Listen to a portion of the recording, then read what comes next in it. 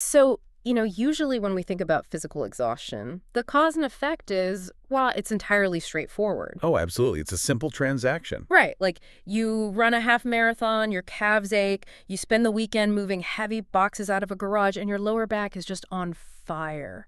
It is a one-to-one transaction of energy. Exactly. You do the work, you feel the fatigue. But I want you, and I mean you listening to this deep dive right now, to think about how you navigate just a standard Tuesday. Hmm. You might literally just be sitting in an ergonomic chair at a desk or, commuting on a train. Or just standing in your kitchen making dinner. Yeah. Yeah. And yet you feel this overwhelming, like, bone-deep exhaustion. It feels like you are carrying a massive, invisible weight around with you. It Your is. muscles are fine. You haven't run a single physical mile, but your mental energy is completely and utterly depleted by, like, 4 in the afternoon. I mean, it is a profound state of cognitive overload. And honestly, it is the defining characteristic of modern life. Yeah, but we don't always recognize it, right? Well, no, because we can't see cognitive depletion on an X-ray or a standard brain scan. We tend to just gaslight ourselves into thinking we shouldn't be tired because we haven't done any actual physical labor. We think we haven't earned the exhaustion. Precisely. But the brain consumes an enormous amount of metabolic energy.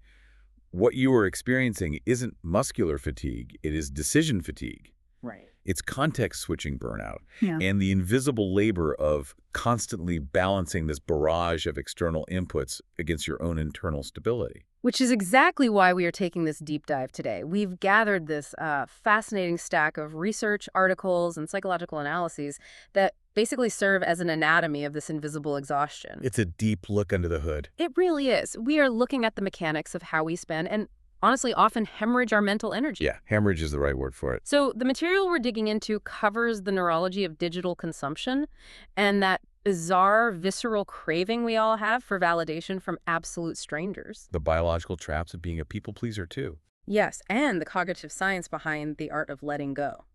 You know, what ties all of these seemingly disparate concepts together is the underlying architecture of self-worth and attention. Right. We are looking at a fundamental crisis of resource allocation. Where are we sourcing our stability? Because right now, the default human behavior is to outsource it to the external world, which is, well, inherently volatile. Right, and the goal of this deep dive is to figure out how to reclaim that mental real estate. Which is so crucial. It is. We're going to explore the mechanisms of how you shift your baseline from external validation back to internal confidence, and ultimately how to stop this invisible energy leak so you aren't just collapsing on the couch at the end of the day. It's about the transition from an externally regulated nervous system to an internally regulated one. Which sounds tough. It is a challenging pivot, definitely. Yeah. But if you want to experience actual mental clarity rather than just brief pauses between panic, I mean, it is non-negotiable. Okay, let's unpack this. Let's start with the most obvious drain on our cognitive resources, our digital lives. The screens. Yeah, the screens. A huge portion of our research focuses on the concept of reclaiming your attention span, specifically through stepping away from constant social media consumption. The social media fast. Right. Now, we all know we check our phones constantly. The numbers are staggering. It's often hundreds of times a day. But I think we fundamentally misunderstand what checking our phone actually does to the brain. Oh, completely. We treat checking our phone like glancing at a clock on the wall. Like it doesn't cost anything. Exactly. We think it is a neutral, zero-cost action. But neurologically, it really is not. Every single time you unlock that screen, you are initiating a micro-interruption that requires a massive context switch. A massive one. You are forcing your brain to leave the physical, sensory reality of the room you are in and instantly process a highly curated, emotionally volatile digital environment. And the cognitive cost of that switch is what drains us, right? I mean, I like to think of it like a computer's RAM. That's a great analogy. If you keep opening new, heavy programs, the processor starts to overheat and slow down, even if the computer is literally just sitting on a desk doing nothing physically. That is a highly accurate way to look at it. Yeah. It is what researchers call attention residue. Attention residue. Yeah. When you look away from the screen and back to your work, your brain doesn't just instantly pivot. A portion of your cognitive processing power is still left behind. Like it's still lingering on the email you just read? Or the post you just saw. Yeah. You are fragmenting your focus, which demands immense metabolic energy to maintain. And, well, the content we are switching to isn't neutral either. We Yeah. are constantly absorbing what is essentially a digital mirage. Mirage is exactly what it is. Because we are sitting in our messy, chaotic, behind-the-scenes reality, complete with, unwashed dishes, existential dread, maybe career anxiety, and we are slamming our brains with everyone else's perfectly curated, edited, and filtered highlight reels. What's fascinating here is how this behavior actually hijacks our evolutionary biology. Wait, how so? Well, when we are immersed in those highlight reels, we don't just passively consume them. We are literally wired to measure our social standing against them. Like a survival instinct. Precisely. The human brain evolved in small, interdependent tribes where your social status literally dictated your survival. If you were cast out of the tribe, you died. You starved in the woods. Exactly. Yeah. So your brain is constantly scanning for social threat and social approval. But the scale is completely broken now. The tribe isn't 100 people in a village anymore. It's a global network of strangers. And this leads directly to the craving for validation. We post our own curated moments into the void, and then we just wait. We wait for the algorithmic dopamine hit of a like or a comment. Right. We are participating in an ecosystem that hacks our most basic tribal survival instincts. I have to push back on the sheer absurdity of this dynamic, though, because logically we all know this is ridiculous, right? We do, but it doesn't stop us. But why on earth do we hand over the master keys to our emotional state to someone we wouldn't even ask for directions on the street? It is wild when you frame it like that. Think about it. If you were lost in a new city and you saw an anonymous guy with no profile picture, you wouldn't trust him to point you toward the nearest coffee shop. Definitely not. Yet, if that same completely anonymous person leaves a negative comment on your photo, or even just failing to interact with it, your brain registers it as a catastrophic social failure. You feel like your whole life is completely off track. And that happens because the primitive parts of your brain, specifically the amygdala, they don't understand the concept of the internet. They just see the danger. They just register social rejection. Yeah. But it hits us so hard because of a fundamental pre-existing void. Okay, say more about that void. This dynamic thrives because our internal foundation of self-worth is often incredibly hollow. When you lack intrinsic, internally generated confidence, you naturally look to the outside world to prop it up. You are basically outsourcing your self-esteem to a crowd of strangers because you just haven't built the infrastructure to generate it yourself. So by constantly scrolling, we're basically keeping ourselves in a state of hypervigilant vulnerability. Exactly. Every single notification is a roll of the dice on our self-worth. Which is why stepping away, initiating a complete digital fast is so vital. It isn't just about resting your eyes. No, it is about starving that broken validation loop. Starving it. I like that. When you pull yourself out of that digital ecosystem, you force your brain to recalibrate to the real world. Without the constant noise and the metric-driven approval of strangers, you dramatically lower the cognitive load. You stop opening the heavy apps. You create the quiet, stable space necessary to actually build internal confidence. The ultimate goal is to reach a baseline where your self-worth is self-generated, so it's immune to the fluctuations of the crowd. So we essentially have to cut off the junk food supply of algorithmic validation to force our brains to crave the real nutrients of internal confidence. That's a great way to put it. But here's the piece of the puzzle that really caught my attention. This desperate evolutionary need for external approval doesn't stay neatly trapped inside our phones. It never does. It bleeds directly into our physical, everyday interactions. When our cognitive RAM is completely depleted by digital noise, our impulse control fails, and we default to the safest possible social behavior, which is people-pleasing. If we connect this to the bigger picture, people-pleasing is just the analog version of chasing likes. Wow. Yeah, it really is. It is the exact same underlying mechanism of outsourcing your safety to others. The core formula we found repeatedly in the behavioral science is simple but brutal. Saying yes to everyone else almost always necessitates saying no to yourself. And it is a brutal realization because we actively disguise it from ourselves. We really do. We wrap it in this noble narrative of generosity. Like when your boss asks you to take on an extra, completely undefined project on a Friday afternoon. Or a friend asks you to help them move on your only day off this entire month. Right. You don't think to yourself, oh, I am actively sabotaging my own required rest. You tell yourself, well, I am being a crucial team player.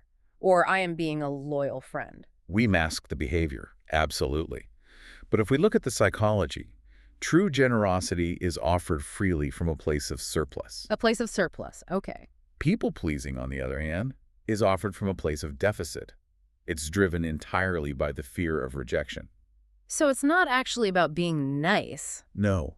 We agree to do things we don't want to do or simply don't have the energetic capacity to do because the pain centers in our brain literally light up at the thought of causing disappointment. We're terrified of it. We're terrified that if we set a boundary, the other person will withdraw their affection and we will be socially isolated. But wait, let me play devil's advocate for the listener here just for a second. Because isn't human society built on compromise and accommodation? Well, yes, to a degree. So if we all just fiercely guard our own energy and start handing out no's to all our friends and colleagues, don't we just become inherently selfish, difficult people? Doesn't setting a boundary inherently cause friction? It does cause friction, yes, but we have to completely rethink our relationship with that friction. The research strongly argues against the idea that boundaries equal selfishness. The problem is that we confuse convenience with respect. Oh, that's interesting. Can you break that down? Convenience versus respect. Sure. When you constantly appease people out of fear, you are engaging in a purely transactional relationship. You are basically buying their temporary approval by being highly convenient for them. So they like you because you're useful. They like you because you absorb their stress and do their heavy lifting, but they don't necessarily respect you. Genuine respect requires an acknowledgement of autonomy. Oh, okay, I see. When you learn to deliver a polite, firm no, you introduce a moment of friction, yes, but you simultaneously communicate that your time and energy have intrinsic value. So by always saying yes, you are essentially broadcasting to the world, hey, my mental energy is worth less than yours. Please take it. Yes. And the world, being highly efficient, will happily take it. Exactly. Setting a boundary shifts your identity in the eyes of others. You transition from being an endlessly available tool of convenience to a sovereign individual they have to actively collaborate with. That makes total sense. Long-term, people trust and respect individuals who know their own limits and actually possess the internal confidence to enforce them. That reframing is incredibly powerful. The temporary discomfort of saying no is basically the biological price you pay to purchase long-term respect and internal stability. It's an investment. But I want to tie this back to our earlier point about mental exhaustion. Saying no is how you stop taking on other people's cognitive load. Yes. It's how you stop running their background apps on your mental battery. Precisely. But, there is a catch. Uh-oh. What's the catch? You can stop downloading new background apps by setting boundaries. And you can stop draining your battery on social media. But none of that matters if your system is already maxed out running outdated software from your past. Which brings us perfectly to the final and perhaps most difficult phase of this process. To actually reclaim our mental space, we have to do something that feels deeply unnatural to the human brain. We have to release our grip. We have to master the cognitive science of letting go. Here's where it gets really interesting. The psychological research doesn't frame letting go as this passive, serene yoga retreat concept where you just breathe out and magically feel better. Not at all. It frames letting go as an active, highly difficult superpower because it directly contradicts the sunk cost fallacy that our brains are just naturally wired for. And the sunk cost fallacy is incredibly stubborn. It really is. Once we have invested time, emotion, or energy into something, our brain insists we must hold on to it to justify the investment. No matter how bad it is. Right. This applies to past mistakes, toxic relationships, entire career paths, or even just the lingering anger from an argument you had like 3 weeks ago. We hoard this psychological weight. And we hoard it because the familiar pain of the past actually feels safer than the completely unknown void of the future. It's a known quantity. Even if a dynamic is actively hurting us, we know how to navigate it. We know the rules of that misery. It is predictable. And the brain prefers painful predictability over uncertain freedom any day. Furthermore, there is a massive societal stigma that reinforces this hoarding behavior. Society tells us that perseverance is the ultimate virtue. Right. If you walk away from a friendship you've had for 10 years because it has become deeply toxic, or if you abandon a project that is literally destroying your mental health, the immediate societal label is quitter. You gave up. You gave up. You failed. Which is a fundamental misunderstanding of the mechanism. The psychological literature reclaims letting go not as a surrender, but as a strategic reallocation of resources. A strategic reallocation. Yes, it is the ultimate act of self-respect.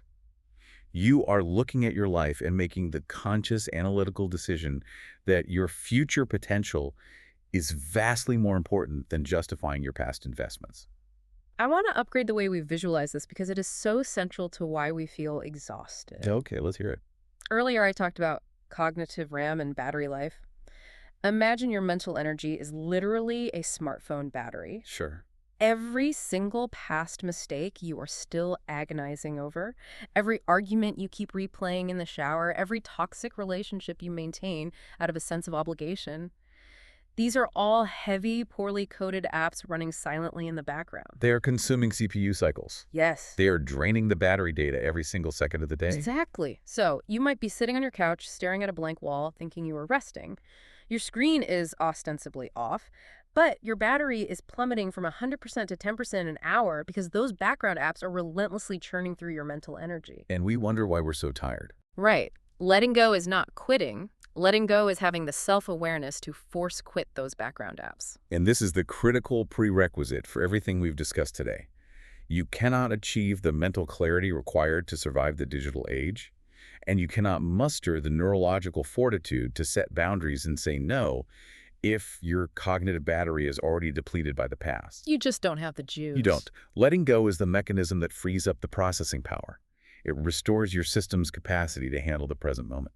So what does this all mean? If we synthesize this entire deep dive, we have essentially reverse engineered the modern state of chronic exhaustion. We really have. We started by recognizing that our cognitive RAM is being devoured by the context switching and tribal anxiety of digital highlight reels.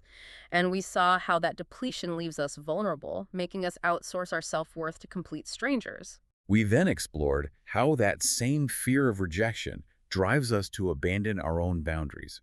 We learned that the discomfort of saying a polite no is actually the necessary friction required to transition from being a convenient people pleaser to someone who commands genuine respect. And ultimately, we tackled the sunk cost fallacy. We realized that holding on to past mistakes and outdated relationships isn't noble perseverance. It is just leaving massive background apps running that completely destroy our mental battery. And force quitting those apps is the ultimate act of self-respect. But you know, the value of this analysis only exists in its application. We have unpacked the mechanisms, but the real test is how you operate when you finally take off your headphones. Absolutely. I encourage you to audit your own cognitive load today. Just look at it. Yeah, take stock. Where are you currently experiencing the friction of wanting to say no, but overriding it just to buy temporary approval? Yep. Which digital ecosystem is hacking your evolutionary need for validation right now? Such a good question. And most importantly, what heavy background app from your past is secretly draining your battery while you try to rest? It is time to start force quitting those apps. But we want to leave you with one final thought, something to deeply consider as you go about the rest of your day. What is it? Well, we've established that letting go reclaims your processing power. It stops the drain. But here is the lingering, slightly intimidating reality. Okay. Once you stop desperately scrolling for validation, once you stop exhausting yourself trying to appease everyone around you, and you finally close out all the background noise of the past, It gets quiet. it gets very quiet. Yeah?